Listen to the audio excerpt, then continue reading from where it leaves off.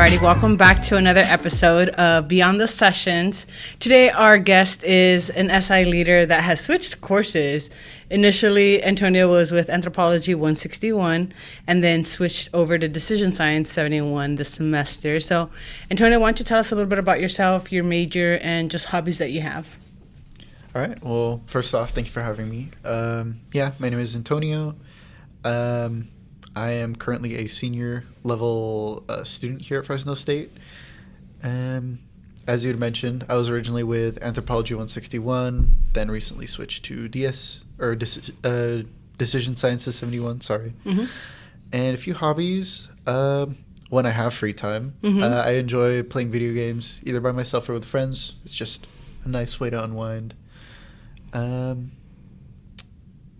Can't think of much else that I do in my free time. I don't know. You must not have a lot of it.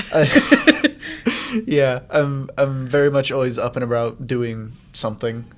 But when I do get free time, I usually spend it playing video games, which isn't too productive, but I'm trying to read.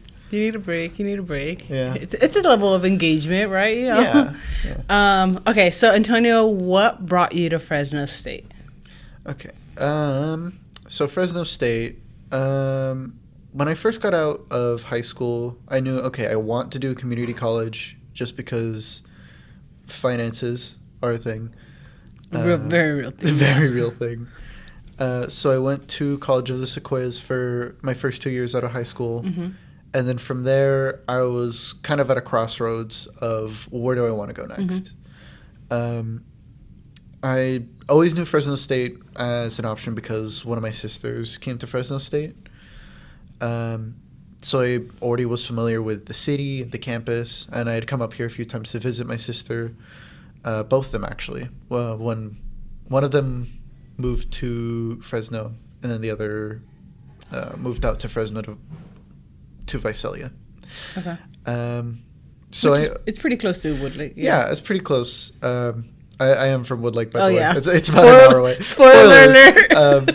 But yeah, it's about an hour away from home.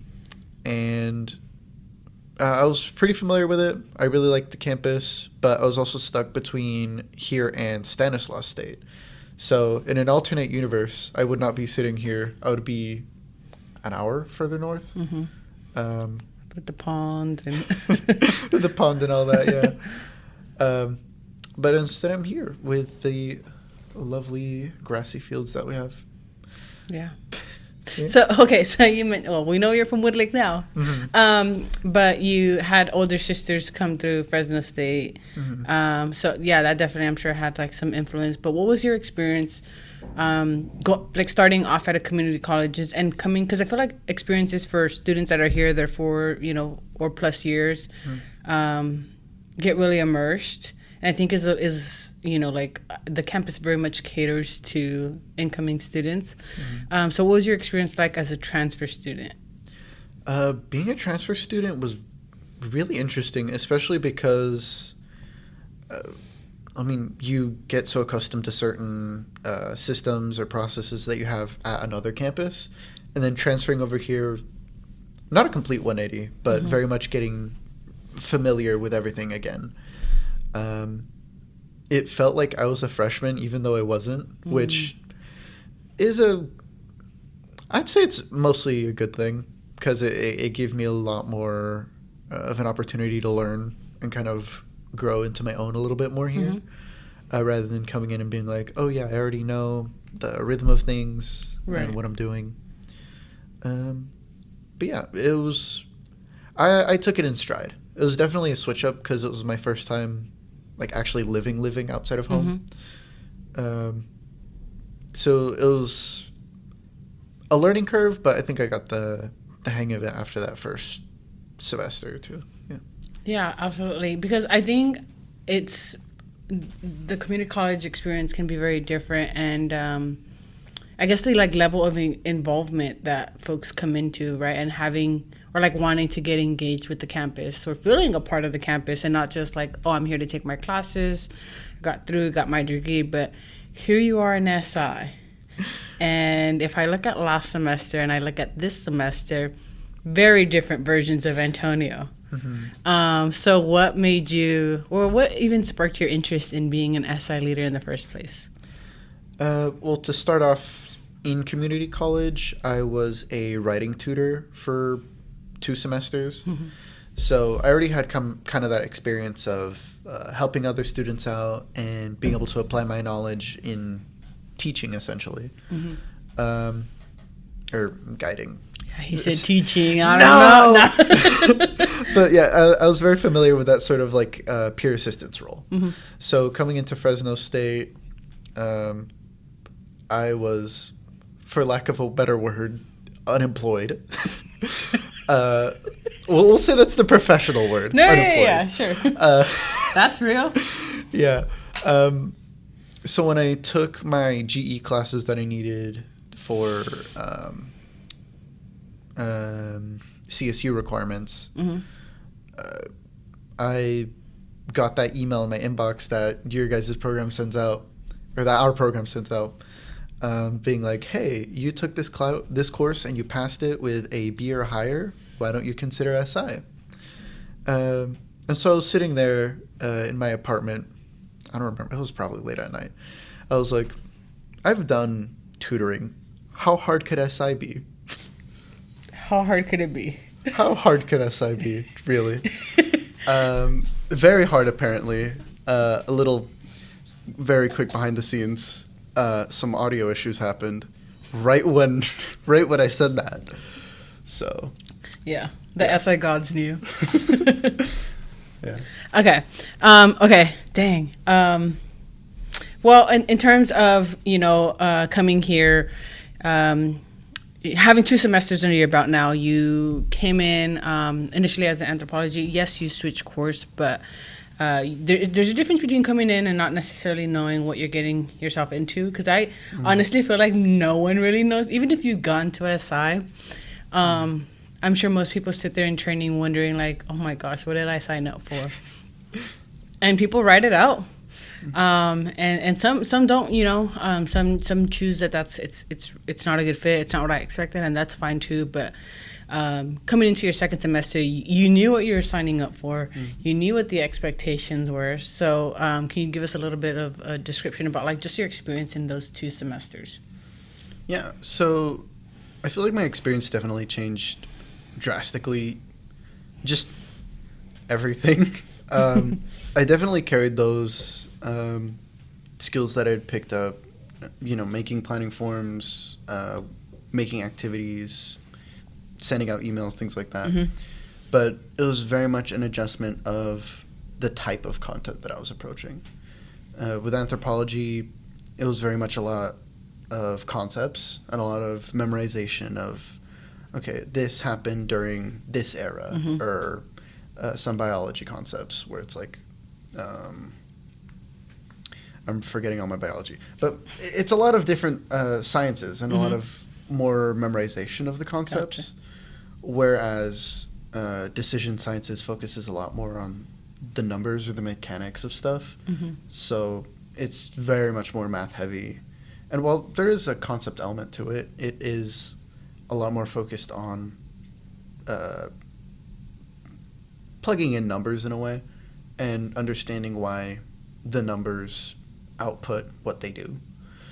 So it was very much an adjustment of being like, okay, how can I present this information when I've been presenting other information in a very different format?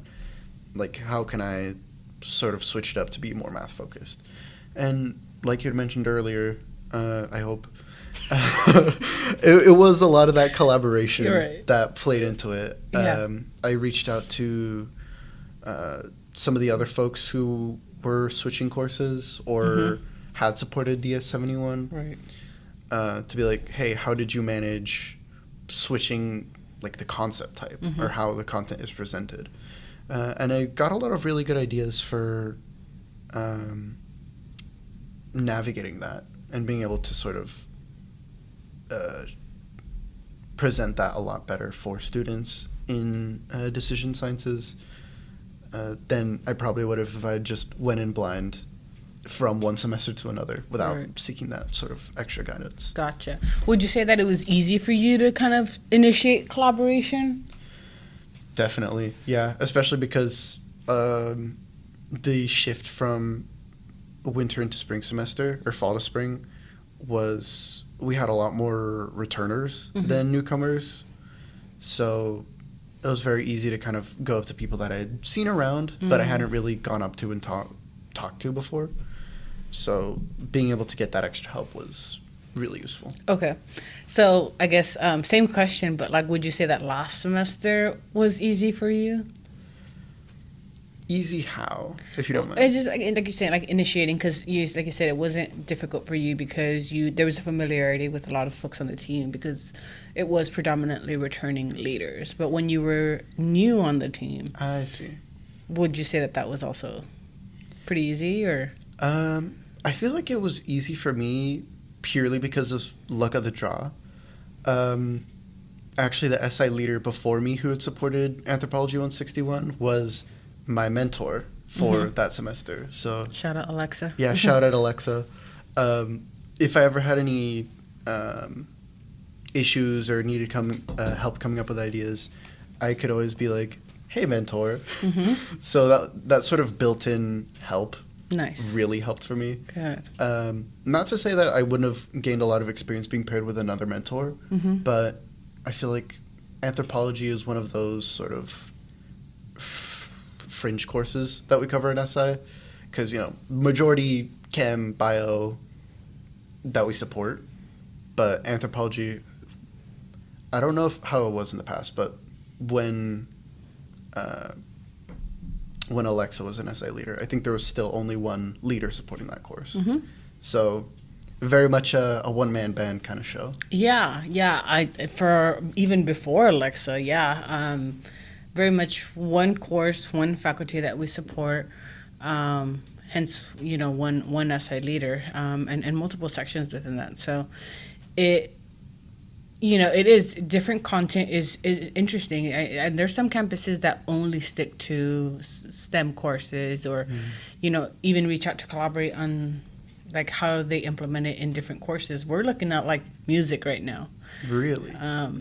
So it is different. I think you have to kind of, being on the other side is, for some of these courses, it's not, like you said, like the numbers kind of tell you what to do, right? And some of these other courses, it's creating a space for students to connect with the content outside of the classroom, or engage in like more discussion of the content. And that's where like Bloom's, I think, comes in very handy, where it's like, okay, yes, it is more discussion based, or like just knowing, things in the past, but you're still, it's like, how deep is your understanding of it? And so, it's interesting. It's fascinating. That's actually why we don't have, not that there was another anthropology SI leader to pair you with, but that's why we don't form groups just off of like, okay, well, you're all Chem 1A leaders, let's put you together. The only ones that we do keep together are pretty much collab courses. And outside of that, it's because we want people to not get fixated on, okay, we have a SI leader to leader observation. Naturally, people are going to want to see the subject they support. And why we encourage to do it outside of that is because, yes, the content is obviously very different, but getting into the idea that like you can still take an activity from somebody, be a decision science leader and get an activity from somebody in anthropology.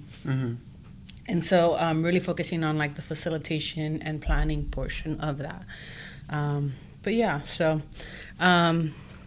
so it sounds like you collaborated with your leader a lot this semester. I think it was, you definitely, you still collaborated with your mentors, but also like more leaders. And I think that also came with, like I said, like that comfort level and being able to initiate that collaboration. And I asked because I think it can be a very intimidating. I feel like we hire a lot of overachievers on the team. And most people, it's almost like an imposter syndrome. Like, I don't want to be the one to ask, because then it's going to feel like I'm like the one that doesn't know what I'm doing, or I'm not doing my job, So it seems like, like you were able to have a space with Alexa to ask for help and get that help. So, Yeah. So I'm glad the mentors are doing their job. Okay, so what initially made you interested in your major? What kind of sparked, an interest for data and what you want to pursue outside of, graduation? Well, I decided to go with data. I can't speak. I can't either. You're good.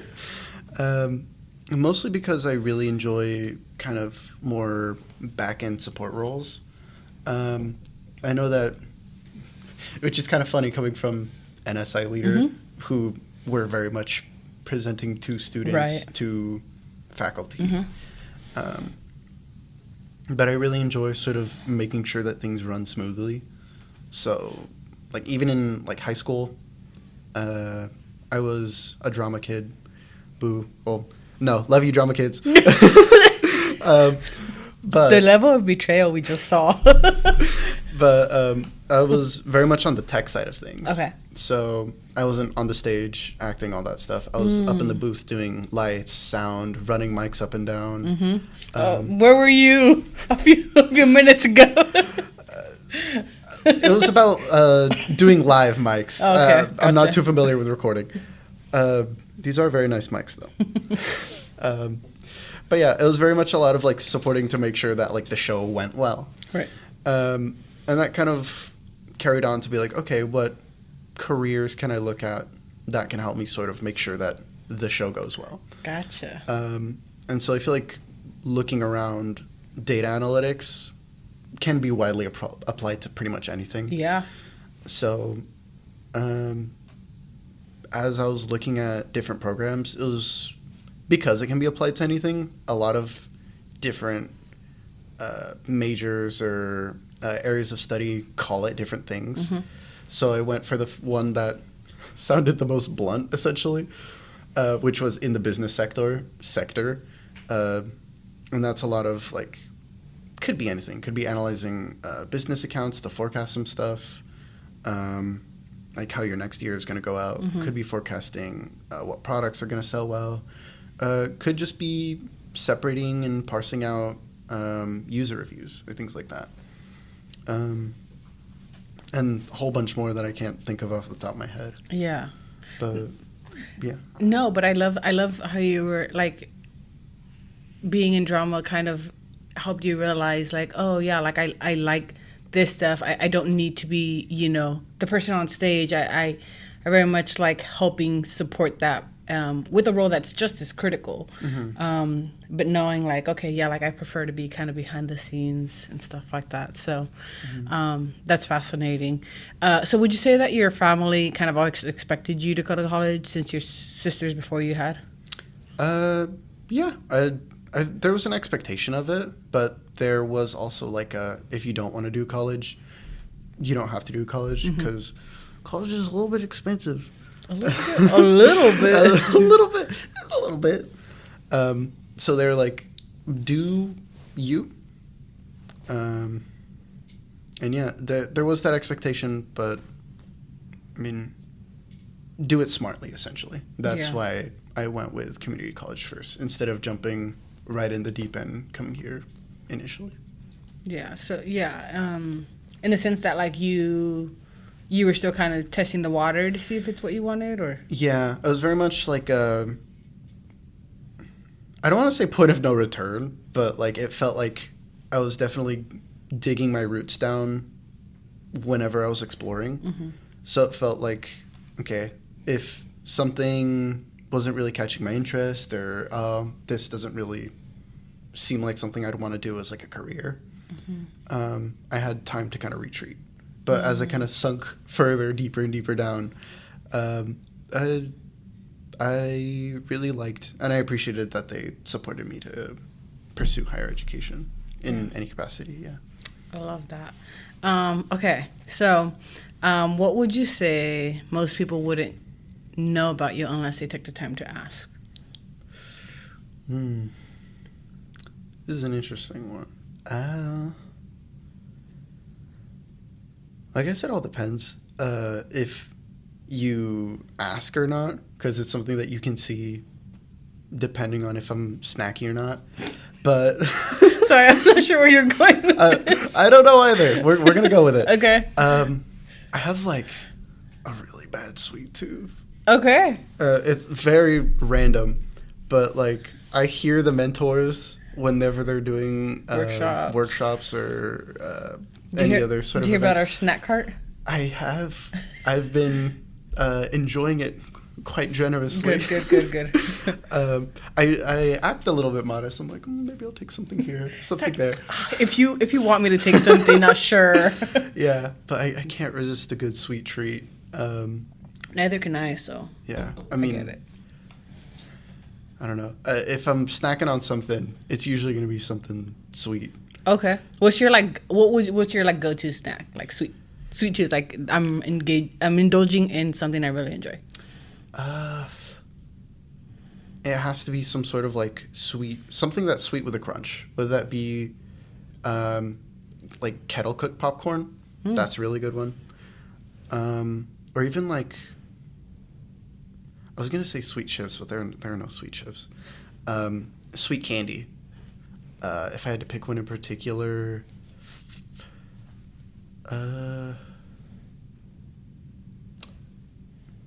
I know I said something sweet with a crunch, but something that just instantly caught to mind: sour gummy bears. Very good. All right. Take notes for future mentor. Yeah, if you want to bribe me, any like right before mentor evaluations. Wait, maybe I shouldn't say that. But anyways, yeah, just any sweets. I'm a bit of a fiend. I could tell just by how you're talking about it. Yeah. Okay. All right, Antonio. So, what would you say? Okay, has been some of the best advice that you've received? Well, just in general. Mm-hmm.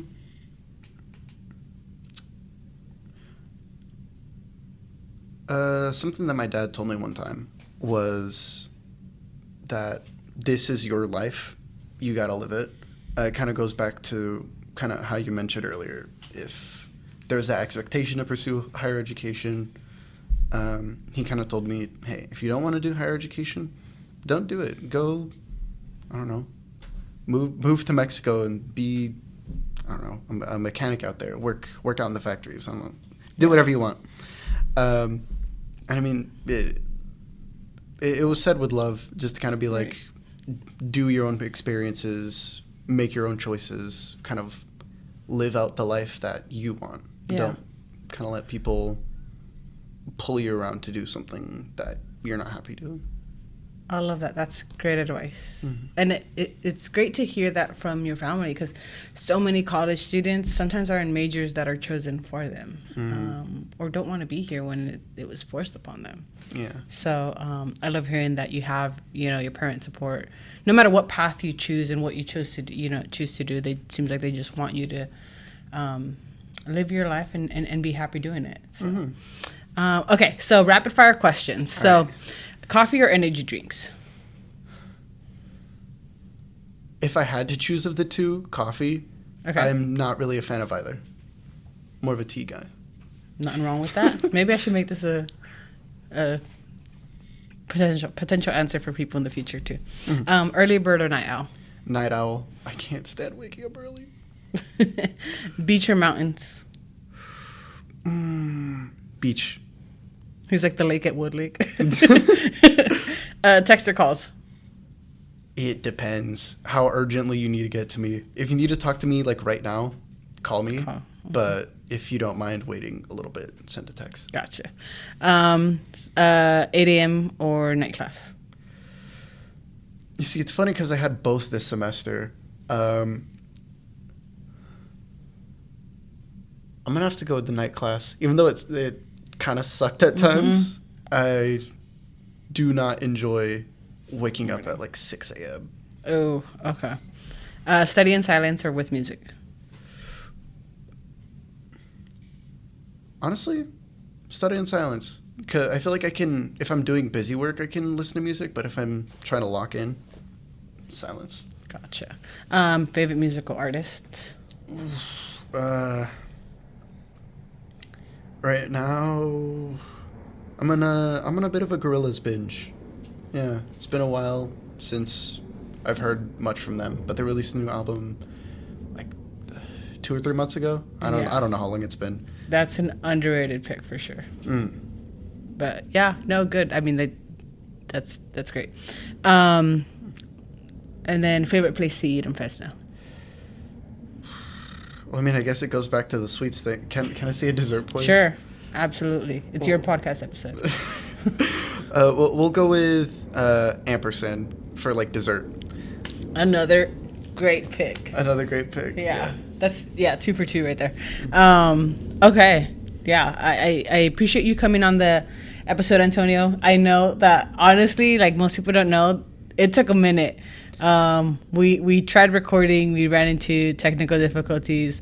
We recorded, we ran into technical difficulties again. This time we caught it during the recording. Mm-hmm. So this had some barriers for sure. Mm. But we finally got you here. We made it through.